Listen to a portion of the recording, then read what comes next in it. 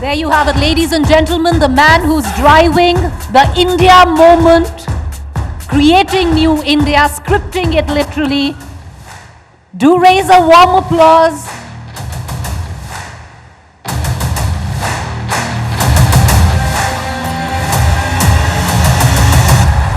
विश्व भारत की तरफ गर्व से देख रहा Prime Minister, our Honorable Prime Minister Narendra Modi. समस्याओं का समाधान भारत की धरती पर दुनिया खोजने लगी है दोस्तों. May I please Our invite... partnership is more than just what we do. It's about who we are. Prime Minister Modi is one of those people in the world who is capable of conducting an independent foreign policy in the interest of its nation. While others chose to withhold supplies, India's vaccine outreach exemplified its principles of equality and mutual benefit. India deserves to be called a bright spot on this otherwise darker horizon. India has a very strong leadership and knowledge and skills, innovation in the IT technology and the fintech. Prime Minister Sri Narendra Modi, we owe you a debt of gratitude. When the world locked its borders and globalization failed, you showed the world that globalization can still succeed and there is still love when the hardest of times hit us. Prime Minister Modi has reached, I think, is the most loved one of all around the world. We are the first country to have a green strategic partnership with the great India. India will have probably the greatest growth rate, the fastest growth rate economically. Progress of India in these last years has been remarkable and extraordinary, and I think the position of India now is potentially more powerful than it's ever been. I think there's excitement about India taking the baton. Prime Minister Modi made an excellent speech at the close of the summit. You are an inspiration for the rest of the world.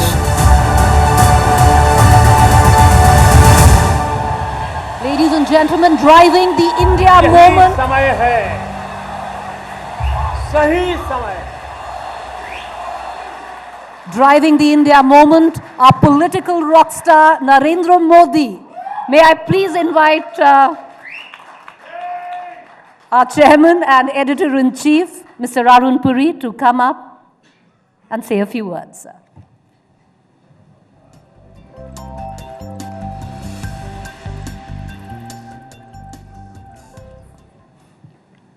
Good evening, Honorable Prime Minister.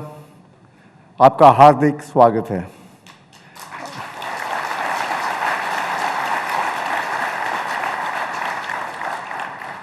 आप 7वीं बार conclave में आए हैं, इसके लिए मैं आपका बहुत आभारी हूं.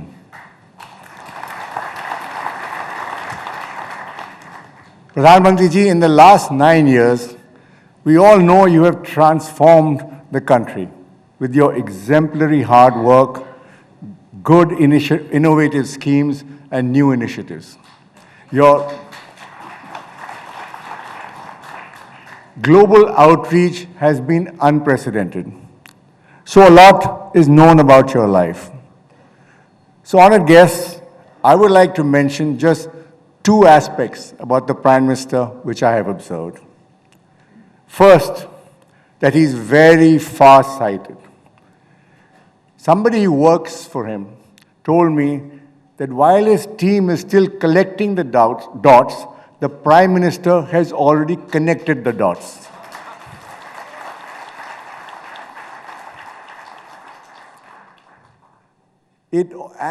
And they only figure it out much later when the whole picture emerges. Let me give you 2 examples of this. Soon as he took over in 2014, the Prime Minister started talking about implementing JAM, Trinity, Jan Dhan, Aadhaar, and mobile.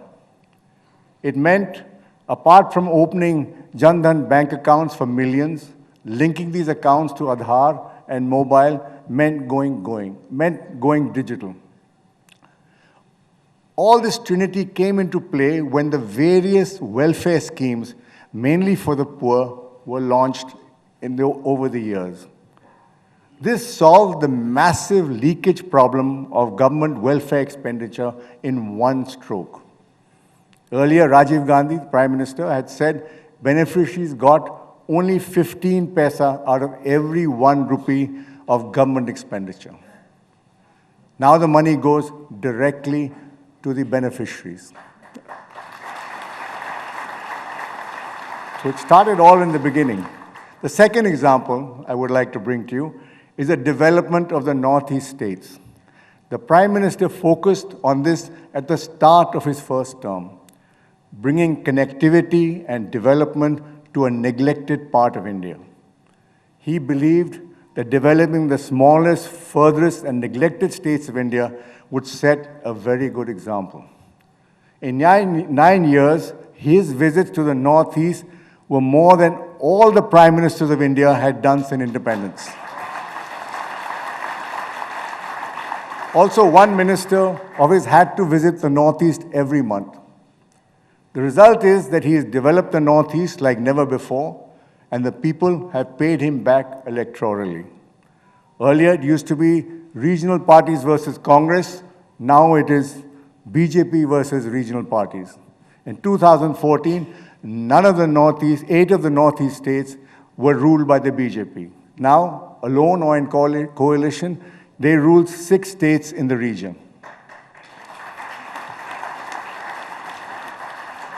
The other major aspect of the Prime Minister, which I find fascinating, is the much varied experiences he has had.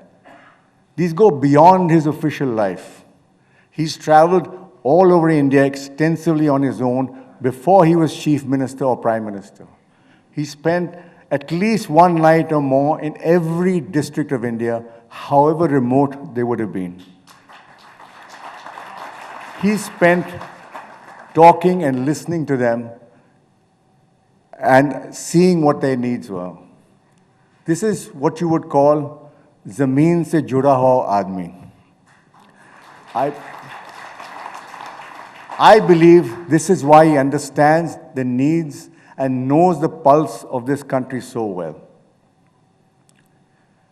Sir, आप बुरा न मानो तो मैं एक बात कहना चाहता हूँ.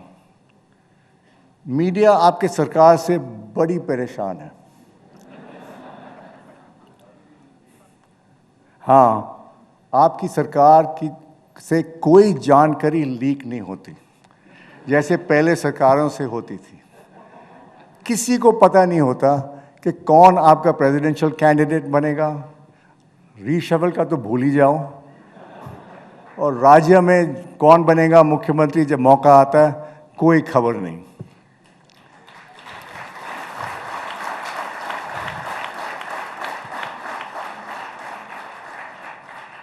गुस्ताखी माफ. मैं ये भी सोचा शायद आपका इसका ये जवाब क्या देंगे. मैं बोलूं? आप बोलेंगे अरुण भाई मैं आपकी दुकान क्यों चलाऊं.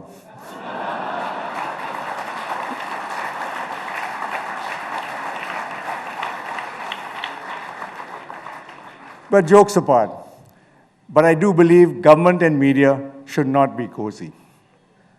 Sir, you came to the conclave in March 2013 as the Chief Minister of Gujarat. You won the 2014 general election handsomely and became the Prime Minister. Then you came to the conclave in March 2019, and you were re-elected as Prime Minister in May 2019 with an even bigger majority. Sir, you could say maybe we are your lucky charm.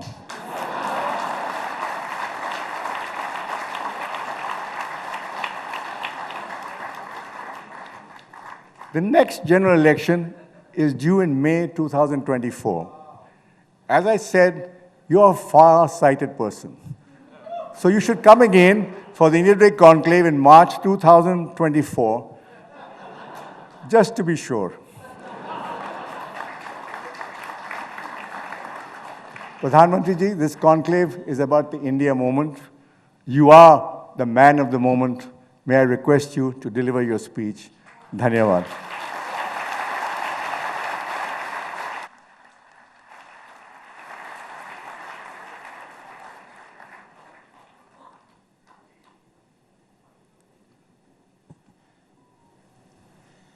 आज आपकी दुकान में ही चला लेता हूं।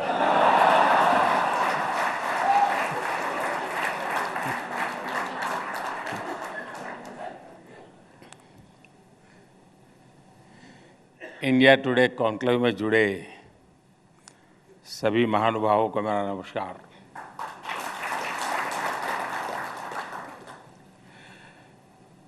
देश विदेश से जो दर्शक, पाठक डिजिटल माध्यम से हमारे साथ जुड़े हैं, उनका भी अभिनंदन। मुझे देखकर अच्छा लगा कि इस कॉन्क्लेव की थीम है द इंडिया मोमेंट। आज दुनिया के बड़े बड़े इकोनॉमिस्ट, एनालिस्ट, थिंकर्स सभी कहते हैं कि ये, और एक स्वर में कहते हैं, इट इज इंडियाज मोमेंट। लेकिन जब इंडिया टुडे ग्रुप ये ऑप्टिमिज्म दिखाता है तो ये एक्स्ट्रा स्पेशल है।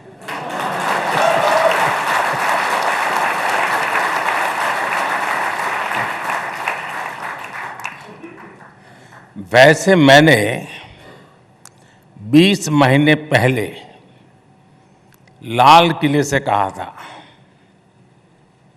यही समय है, सही समय है। लेकिन यहां पहुंचते पहुंचते 20 महीने लग गए।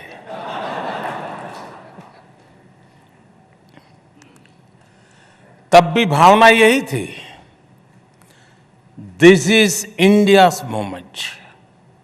साथियों,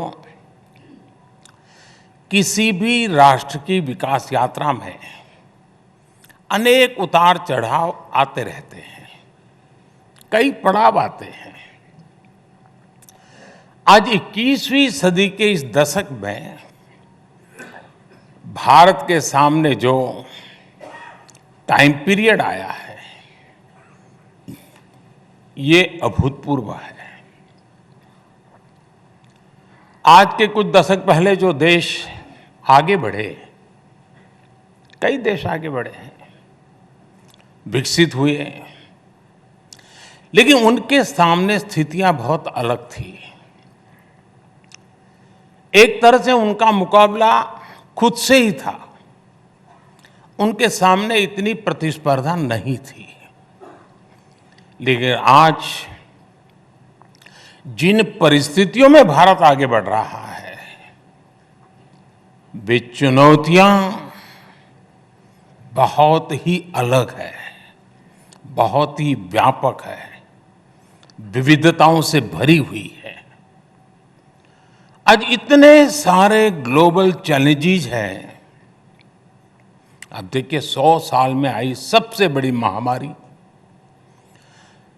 सबसे बड़ा संकट है। 2 देश महीनों से युद्ध में है। पूरी दुनिया की सप्लाई चेन अस्त व्यस्त है। उस स्थिति में, इस बैकग्राउंड को सोचिए, उस स्थिति में द इंडिया मोमेंट की बात होना सामान्य नहीं है।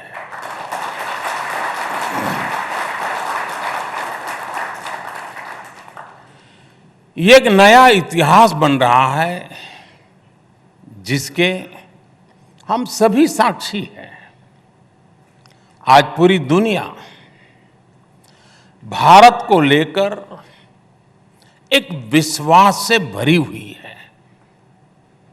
आज भारत दुनिया में सबसे तेज गति से बढ़ने वाली अर्थव्यवस्था है। आज भारत दुनिया में नंबर 1 स्मार्टफोन डेटा कंज्यूमर है। आज Bharat global fintech adoption rate में नंबर 1 है। आज भारत दुनिया का दूसरा सबसे बड़ा मोबाइल मैन्युफैक्चरर है। आज भारत में दुनिया का तीसरा सबसे बड़ा स्टार्टअप इकोसिस्टम है। ऐसी कितनी ही बातों पर चर्चा होती रही है, लेकिन चलो पुरानी बातें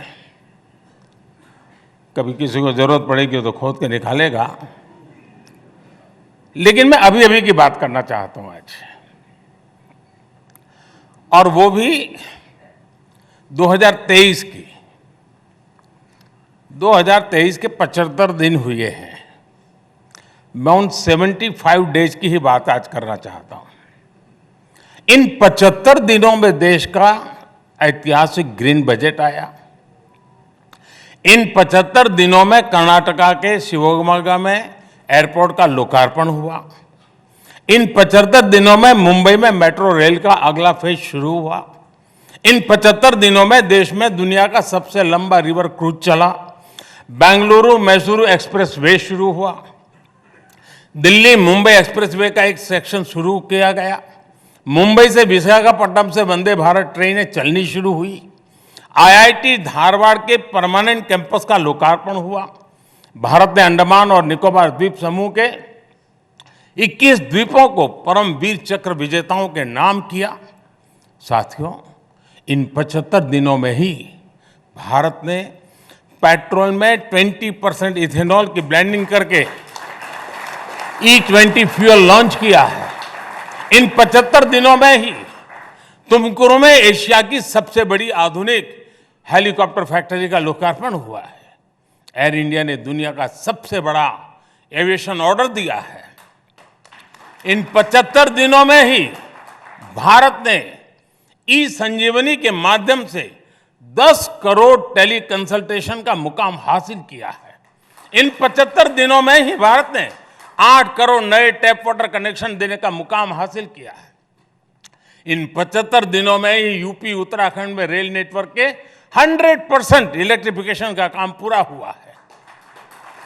साथियों, इन 75 दिनों में कूनो नेशनल पार्क में 12 चीताओं का नया बैच आया है। भारतीय महिला टीम ने अंडर 19 क्रिकेट में T20 वर्ल्ड कप जीता है। इन 75 दिनों में देश को 2 ऑस्कर जीतने की खुशी मिली है। साथियों, इन 75 दिनों में हजारों विदेशी डिप्लोमेट्स और विभिन्न संस्थाओं के प्रतिनिधि G20 की बैठकों में हिस्सा लेने के लिए भारत आए। इन 75 दिनों में G20 की 28 अहम बैठकें हुई हैं, यानी हर तीसरे दिन एक बैठक। इसी दौरान एनर्जी समिट हुई। आज ही ग्लोबल मिलेट्स कॉन्फ्रेंस हुई है। हमने देखा बेंगलुरु में हुए एयर इंडिया में हिस्सा लेने के लिए 100 से ज्यादा देश भारत आए। इन 75 दिनों में ही सिंगापुर के साथ UPI लिंकेज की शुरुआत हुई। इन 75 दिनों में ही तुर्की की मदद के लिए भारत ने ऑपरेशन दोस्त चलाया। अब से कुछ घंटे पहले ही भारत बांग्लादेश गैस पाइपलाइन का लोकार्पण हुआ। ये 75 दिनों की ही इतनी लंबी लिस्ट है कि समय कम पड़ जाएगा।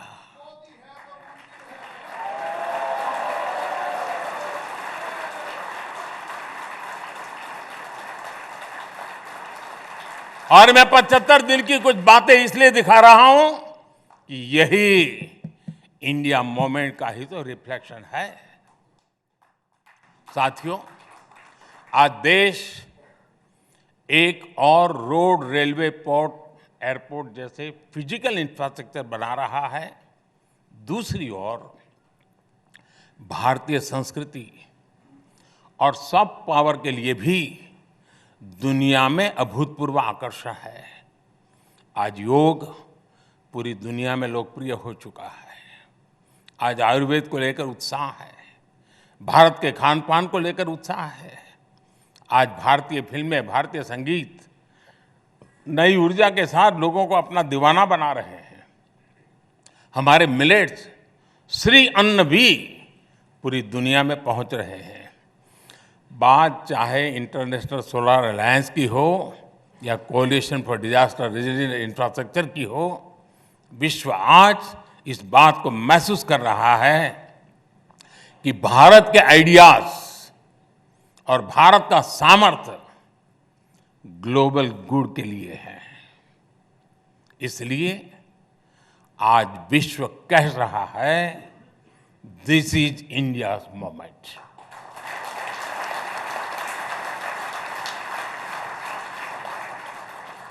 और आप सबने हाल फिलहाल एक और बात भी नोट की होगी, इन सब का मल्टीप्लायर इफेक्ट होता है।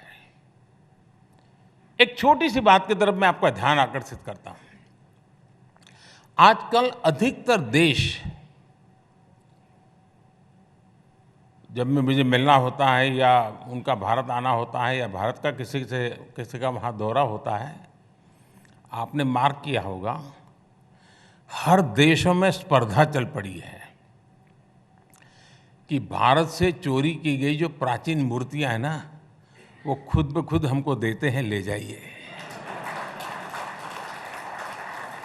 क्योंकि अब उनका भरोसा हुआ है कि इसका सम्मान भी वहीं अब संभव है। यही तो मोमेंट है। और ये ऐसे ही नहीं हो रहा है दोस्तों। आज के इंडिया मूवमेंट की सबसे विशेष बात यह है कि आज इसमें प्रॉमिस के साथ साथ परफॉर्मेंस भी जुड़ गई है। यहां इतने वरिष्ठ लोग बैठे हैं। आपने तो 2014 से पहले की हेडलाइंस लिखी है, पढ़ी है, रिपोर्ट की है, और तब मेरा जैसा कोई दुकान चलाने वाला नहीं था।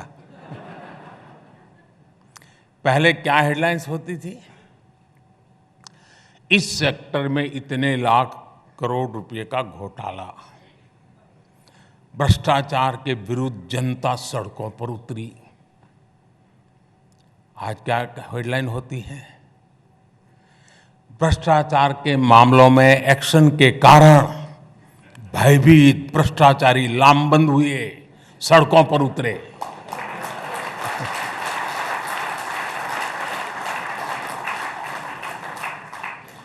आप लोगों ने तो घोटालों की खबरें दिखा दिखाकर इतनी टीआरपी बटोरी है।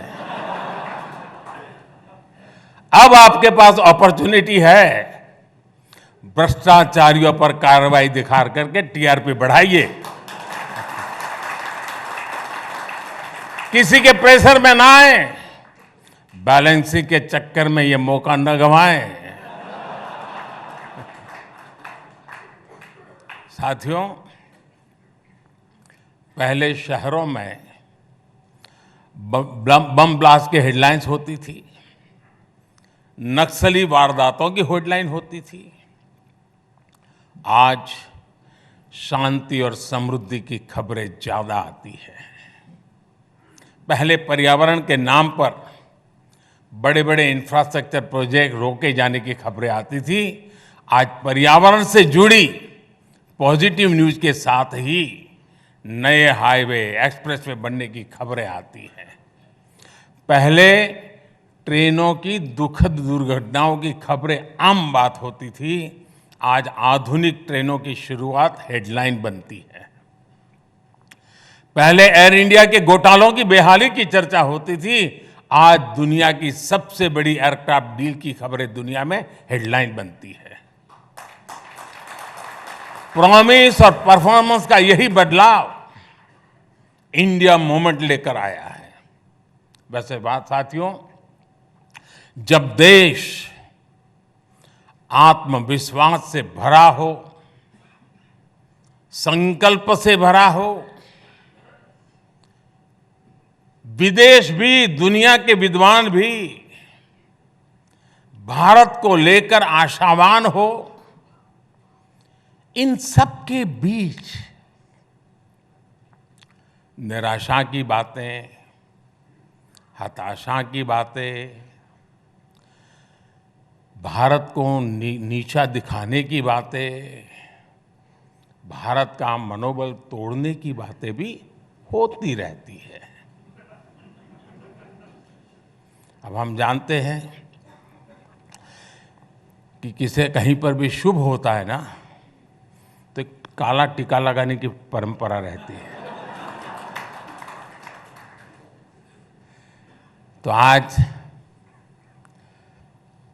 इतना शुभ हो रहा है, इतना शुभ हो रहा है कि कुछ लोगों ने काला टीका लगाने का जिम्मा लिया है। और ये इसलिए कि नजर न लग जाए। साथियों, गुलामी के लंबे कालखंड के चलते हमने गरीबी का एक लंबा दौर देखा। ये दौर जितना भी लंबा रहा हो, एक बात हमेशा शाश्वत रही, भारत का गरीब जल्द से जल्द गरीबी से बाहर निकलना चाहता था। आज भी वो दिन भर कड़ी मेहनत करता है। वो ये चाहता है कि उसका जीवन बदले, उसके आने वाली पीढ़ियों का जीवन बदले। वो सिर्फ 2 टाइम की रोटी तक सीमित नहीं रहना चाहता। बीते दशकों में जो भी सरकारें रही हैं, उन्होंने अपने अपने सामर्थ्य और सूझबूझ से कोशिशें भी की है। उन्हीं प्रयासों के हिसाब से उन सरकारों को परिणाम भी मिले हैं। हम नए नतीजे चाहते थे, इसलिए हमने अपनी स्पीड भी बढ़ाई और स्केल भी बढ़ाया। अब जैसे शौचालय तो पहले भी बनते थे, लेकिन हमने रिकॉर्ड तेजी से 11 करोड़ से अधिक टॉयलेट का निर्माण किया। बैंक तो देश में पहले भी थे और गरीबों के नाम पर बैंकों का राष्ट्रीयकरण भी किया गया था, लेकिन हमने, और अभी अरुण जी विस्तार से बता रहे थे, हमने तेजी से 48 करोड़ लोगों को बैंकिंग सिस्टम से जोड़ा। गरीबों के लिए घर की योजना भी पहले थी। उन योजनाओं की स्थिति क्या थी, ये आप लोग भली भांति जानते हैं। हमारी सरकार ने इसे भी पूरी तरह बदला। अब घर का पैसा सीधे उस गरीब के बैंक अकाउंट में भेजा जाता है। अब घर बनाने की पूरी प्रक्रिया की लगातार मॉनिटरिंग होती है और ओनर ड्रिवन स्कीम लेकर के हम चल रहे हैं। और जब ओनर ड्रिवन होता है तो गफले नहीं होते, वो अच्छा घर बनाना चाहता है। हमने पिछले 9 साल में 3 करोड़ से अधिक घर बनाकर गरीबों को दिए हैं। यानी दुनिया के कई देश हैं, पूरा देश नया बना रहे हैं हम। हमारे यहां अक्सर महिलाओं के नाम प्रॉपर्टी नहीं होती है। दुकान खरीदी जाती है पुरुष के नाम, गाड़ी खरीदी जाती है पुरुष के नाम, जमीन खरीदी जाती है पुरुष के नाम। लेकिन हमारी सरकार ने जो घर गरीबों को बनाकर दिए हैं, उसमें से करीब करीब 2.5 करोड़ घर जॉइंट नेम से हैं। उनमें महिलाओं का भी मालिकाना हक है। अब आप सोचिए, गरीब महिला खुद को एम्पावर फील करेगी तो फिर इंडिया मूवमेंट आएगा कि नहीं आएगा? देश में ऐसे कितने ही बदलाव हुए हैं जो इंडिया मूवमेंट को लाए हैं। इनमें से कुछ बदलावों की चर्चा तो मीडिया भी नहीं करता। क्या आप जानते हैं कि पूरे विश्व की एक बहुत बड़ी चुनौती प्रॉपर्टी राइट्स की भी है? वर्ल्ड बैंक की रिपोर्ट कहती है कि दुनिया में सिर्फ 30% आबादी के पास ही उनकी प्रॉपर्टी का लीगली रजिस्टर्ड टाइटल है। यानी दुनिया की 70% आबादी के पास उनकी प्रॉपर्टी का कानूनी दस्तावेज नहीं है। प्रॉपर्टी का अधिकार ना होना वैश्विक विकास के सामने बहुत बड़ा अवरोध माना जाता है। दुनिया के अनेक विकसित देश भी इस चुनौती से जूझ रहे हैं, लेकिन आज का भारत इसमें भी लीड ले रहा है। पिछले 2-2.5 साल से भारत में पीएम स्वामित्व योजना चल रही है। टेक्नोलॉजी का भरपूर उपयोग हो रहा है। भारत के गांवों में ड्रोन टेक्नोलॉजी की मदद से जमीन की मैपिंग की जा रही है। अब तक भारत के 2,34,000 गांवों में ड्रोन सर्वे पूरा किया जा चुका है। 1,22,00,000 प्रॉपर्टी कार्ड दिए भी जा चुके हैं। इस पूरी प्रक्रिया का एक और लाभ हुआ है, गांव के लोगों का ये डर भी कम हुआ है कि अगर वो गांव से बाहर गए तो उनके घर या जमीन पर कब्जा हो जाएगा। ऐसे कितने ही साइलेंट रिवॉल्यूशन आज भारत में हो रहे हैं और यही इंडिया मूवमेंट का आधार बन रहा है। एक और उदाहरण किसानों को मिलने वाली मदद का भी है। पहले चुनाव को देखते हुए किसानों को कर्ज माफी की घोषणाएं होती थी, लेकिन करोड़ों किसानों के पास बैंक खाते ही नहीं थे। वे तो और स्रोतों से कर्ज लिया करते थे, उन्हें तो कर्ज माफी का कोई लाभ ही नहीं मिलता था। हमने इस परिस्थिति को भी बदला। पीएम किसान सम्मान निधि से अभी तक लगभग 2.5 लाख करोड़ रुपए सीधे किसानों के बैंक खाते में भेजा गया है।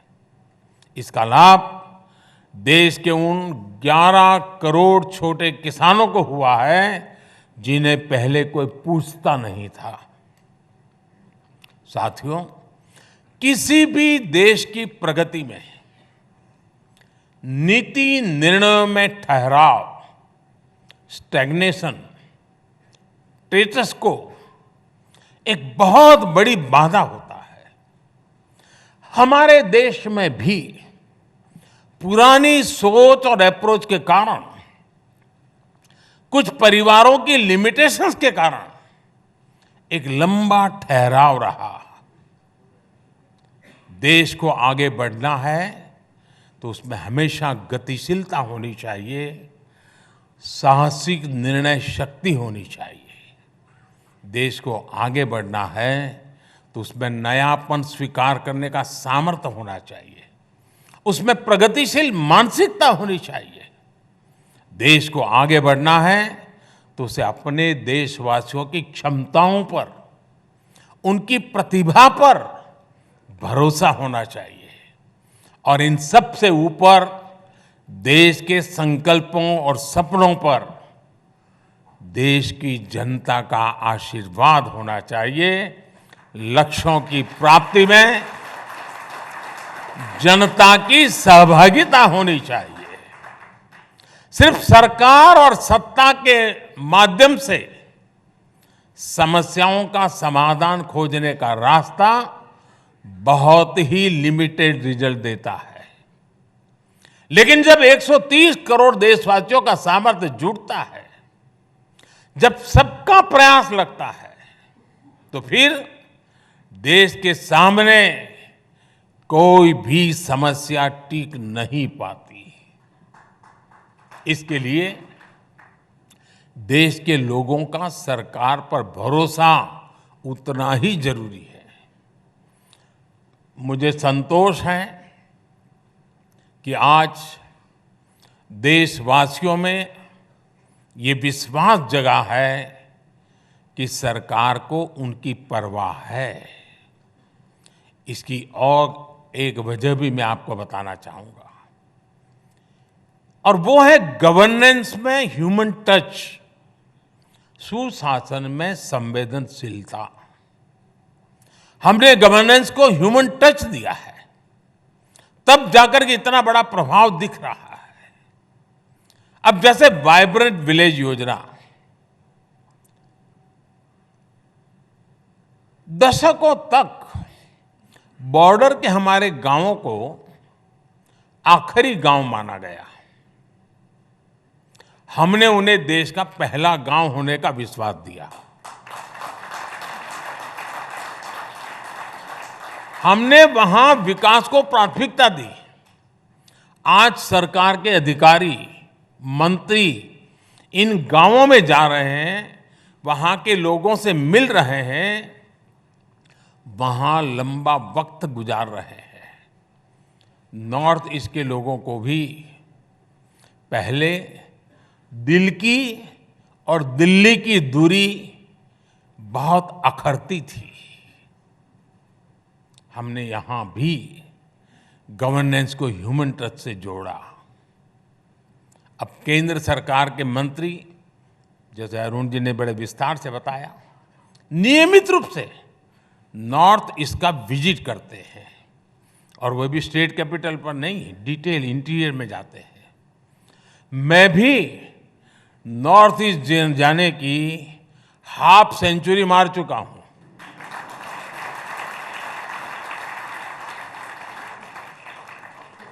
साथियों, इस संवेदनशीलता ने ना सिर्फ नॉर्थ ईस्ट की दूरी कम की है, बल्कि वहां शांति की स्थापना में भी बहुत मदद की है।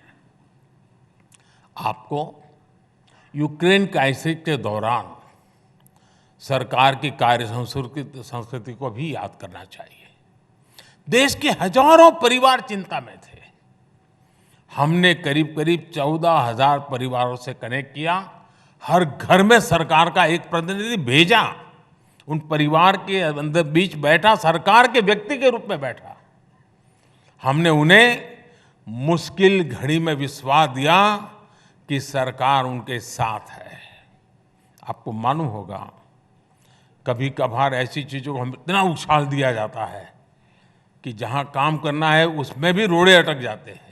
और इसलिए हमने पहला काम किया, जाओ भाई उस परिवार में जाके बैठो, उनको रेगुलरली कम्युनिकेट करो।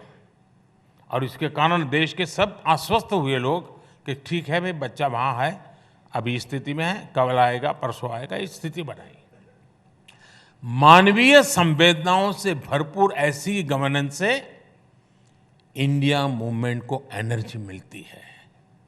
आप कल्पना कर सकते हैं, अगर गवर्नेंस में ये ह्यूमन टच न होता तो हम कोरोना के खिलाफ इतनी बड़ी लड़ाई भी नहीं जीत सकते थे। साथियों, आज भारत जो कुछ हासिल कर रहा है उसके पीछे हमारी डेमोक्रेसी की ताकत है, हमारे इंस्टीट्यूशंस की शक्ति है। दुनिया आज देख रही है कि आज भारत में लोकतांत्रिक तरीके से चुनी गई सरकार निर्णायक फैसले ले रही है, और भारत ने दुनिया को दिखाया है डेमोक्रेसी कैन डिलीवर। बीते वर्षों में भारत ने अनेकों नए इंस्टीट्यूशंस का निर्माण किया है। इंटरनेशनल सोलर अलायंस भारत के नेतृत्व में बना। Coalition for disaster resilient infrastructure CDRI का गठन भारत के नेतृत्व में हुआ। नीति आयोग आज भविष्य के रोड मैप को तय करने में बड़ी भूमिका निभा रहा है। National company law tribunal NCLT देश में कॉरपोरेट गवर्नेंस को मजबूत करने में अहम भूमिका निभा रहा है। GST काउंसिल की वजह से देश में आधुनिक टैक्स व्यवस्था बनी है। दुनिया देख रही है कि कैसे भारत में ज्यादा से ज्यादा लोगों की लोकतांत्रिक भागीदारी बढ़ रही है। देश में कोरोना के बीच भी अनेकों चुनाव हुए, सफलतापूर्वक हुए। ये हमारे इंस्टीट्यूशंस की ताकत है। वैश्विक संकट के बीच आज भारत का अर्थतंत्र मजबूत है, बैंकिंग सिस्टम मजबूत है। ये हमारे इंस्टीट्यूशंस की ताकत है। हमने दूर सुदूर तक कोरोना की वैक्सीन पहुंचाई, 220 करोड़ से अधिक डोज लगवाई। ये हमारे इंस्टीट्यूशंस की ताकत है। मुझे लगता है हमारी डेमोक्रेसी और हमारे डेमोक्रेटिक इंस्टीट्यूशंस पर इसी वजह से ये सफलता ही कुछ लोगों को चूपती है और इसलिए हमले भी हो रहे हैं। लेकिन मुझे विश्वास है इन हमलों के बीच भी भारत अपने लक्ष्यों की तरफ तेजी से आगे बढ़ेगा, अपने लक्ष्यों को प्राप्त करेगा। साथियों, भारत की भूमिका जब ग्लोबल हो रही है तो भारत के मीडिया को भी अपनी भूमिका ग्लोबल बनानी है। सबका प्रयास से ही इंडिया मूवमेंट को हमें सशक्त करना है। आजादी के अमृत काल में विकसित भारत की यात्रा को सशक्त करना है। मैं एक बार फिर अरुण जी का, इंडिया टुडे ग्रुप का, मुझे यहाँ आने का अवसर दिया, बात करने का अवसर दिया, इसलिए उनका मैं धन्यवाद करता हूँ। और 2024 में निमंत्रण का जो साहस दिखाया,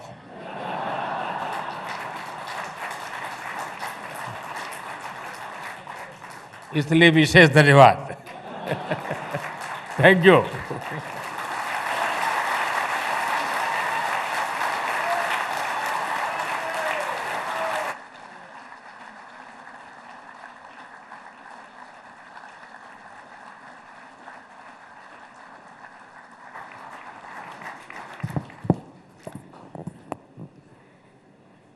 Thank you, Prime Minister.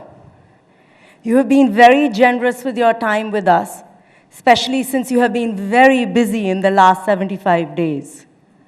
I would like to add to the achievements of the last 75 days that in the India movement, you have also added for us the India Today movement. So thank you very much.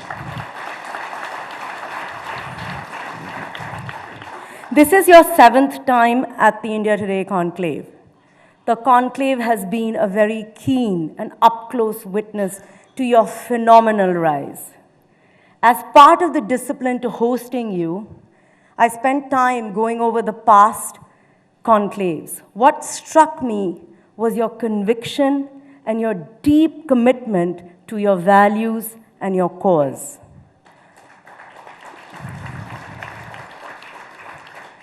Politics is characterized by convenient principles, but you have stuck to your doctrine unapologetically. This, to me, is the secret of your success. What I also now have a greater admiration for is that you laid out your vision and you followed the path and you've emerged as the most popular leader we have ever seen, but on your own terms, as you are. In fact, the system, the narrative, the surround has changed to adopt your way of thinking. You have won the hard way. You said at one of our conclaves, and it stuck with me, "Kuch banne ka nahi, kuch karne ka socho." Since you're a great believer of technology, Prime Minister, I thought you would enjoy meeting our newest anchor, Sana. She is our first AI anchor, and I'd very much like you to meet her. Sana, come say hello. माननीय प्रधानमंत्री जी, हम आभारी हैं कि आप हमारे बीच आए। मेरी ऑन द जॉब लर्निंग अब शुरू हो गई है और 2024 तक मैं देश की सबसे अच्छी जर्नलिस्ट होने की कोशिश करूंगी। उम्मीद करती हूं कि तब आपसे एक एक्सक्लूसिव इंटरव्यू करने का मौका मिलेगा। बहुत बहुत धन्यवाद।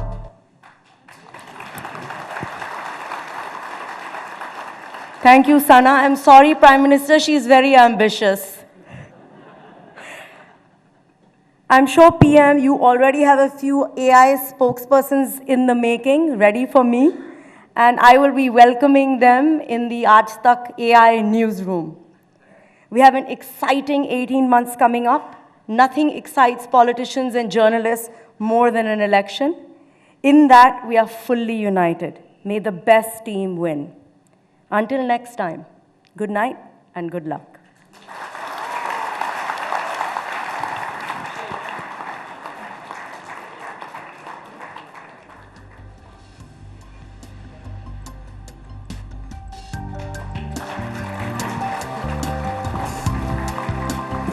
Please put your hands together for the Honorable Prime Minister, Mr. Narendra Modi.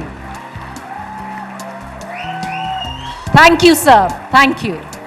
Thank you for gracing us for the 7th time in 20 years of the India Today conclave.